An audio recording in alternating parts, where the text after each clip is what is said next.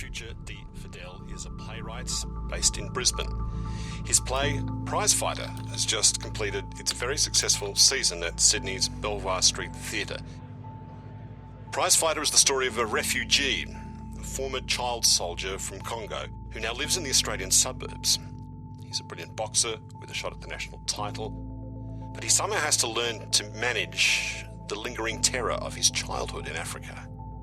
Hello, Future. Hello. So you wrote Prizefighter, the story of this young guy. Boxing plays as a metaphor of the struggles that I go through, the struggles that other people go through on a daily basis. For Issa, the protagonist of the play, it was the people that killed his family, the people that forced him to become a child soldier. The idea of boxing is one-on-one, which is you against your opponent. Your opponent is not the individual person, but it's the trauma, it's the depression you're facing. It's anything that's stopping you from getting what you want.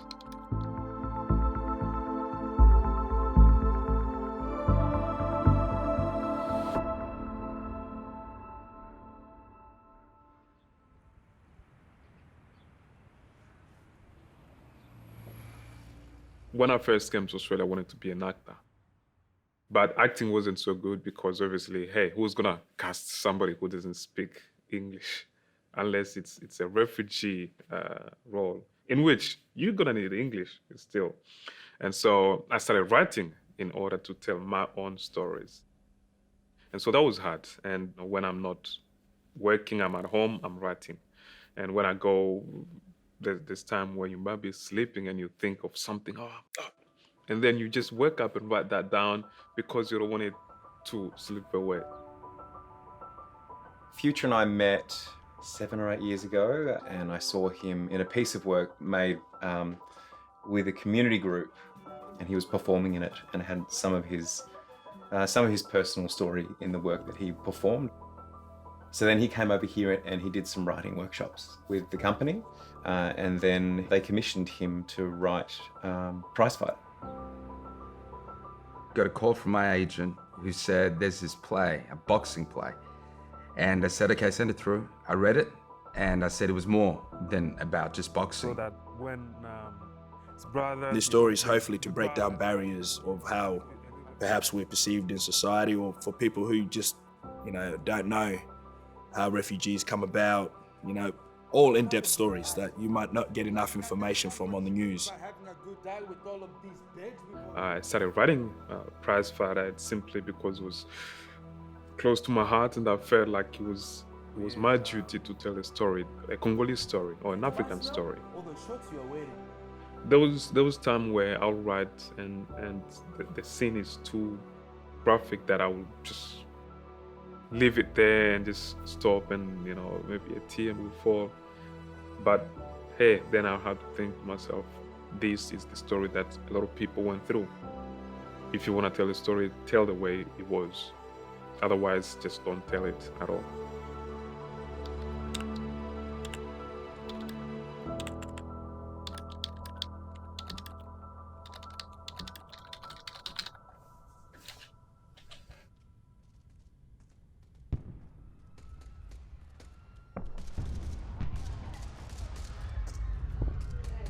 After the genocide of Rwanda in 1994, there was a lot of refugees that came into the Congo.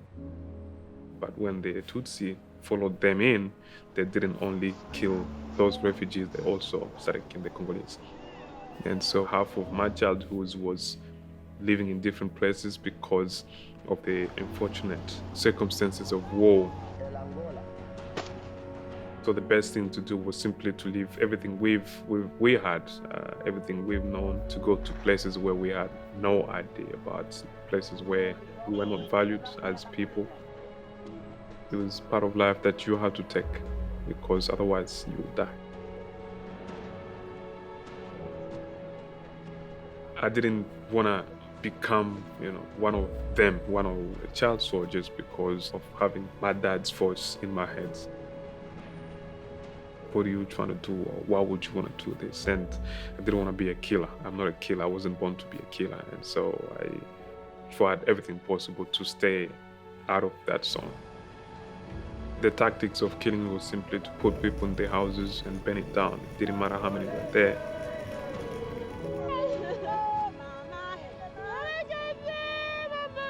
In the village where I lived, there was piles of mass graves where they just dumped all the people in there who had died.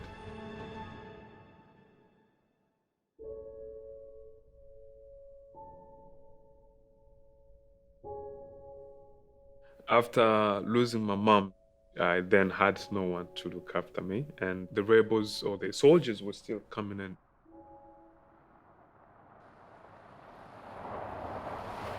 And so when they came, a lot of people in the village left. My sister and I stayed behind. And when they came in, they started knocking on the door.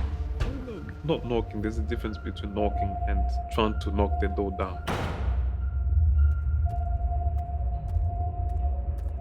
And so they forced us outside and took us into a soccer field. And all of us, other people who were in the village, were all put there together. And the soldiers stood in the line with their AK-47s in their hands, ready, just waiting for that command to fire. I looked at myself and thought, this is it. This is the end of my life.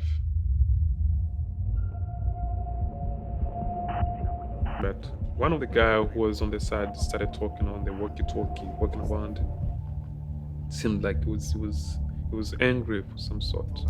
And for some reasons, after he's finished talking, he told us to leave.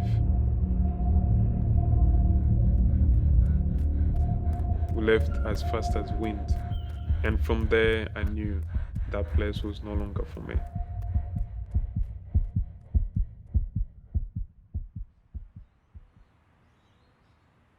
I believe there's a lot of people who have gone through worse than I have, but are still strong and still pushing forward. And I know I just feel like I'm fortunate enough to be here, and maybe I'm here for a reason. Future is incredibly motivated. He's one of the most motivated young men that I've come across, considering the trauma that he's gone through in his life and considering the hardships that he's faced.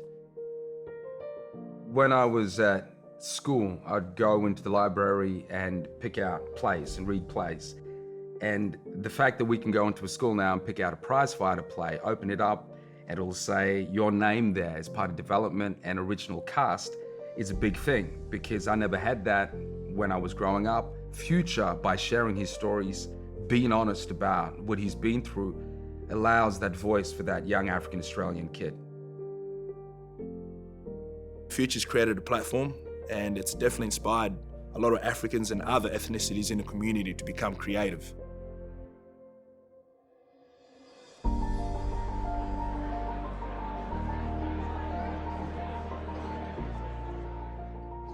There's a quote in the middle of us that we can all attach to and can relate to similar stories and similar themes.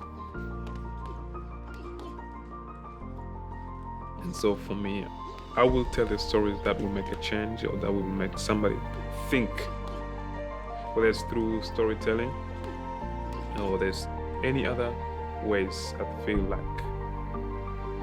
that night or that day in the soccer field, they didn't shoot me because there was something great that I am to do.